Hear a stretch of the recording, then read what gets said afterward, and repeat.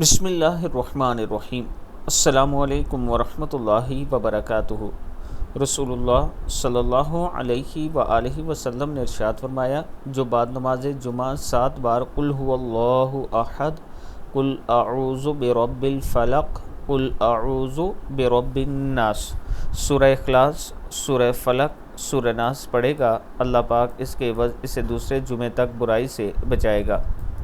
یعنی اگر آپ سورہ اخلاص، قل هو اللہ احد جو صورت ہے یہ 7 مرتبہ، قل اعوذ برب الفلق 7 مرتبہ، قل اعوذ برب الناس 7 مرتبہ پڑھتے ہیں تو اللہ پاک اس کے عوض اس آپ کے دوسرے جمعے تک آپ کو برائی سے بچائے گا۔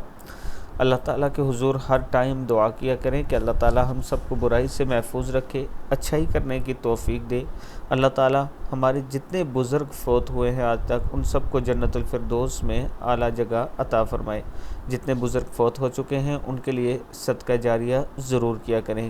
کہیں کوئی مسجد بن رہی ہو ان کے نام پہ پیسے دے دیا کریں، کہیں کوئی پانی کا کام ہو رہا ہو وہاں ہیلپ کر دیا کریں ان کے نام پہ، اس طرح کا عمل کیا کریں۔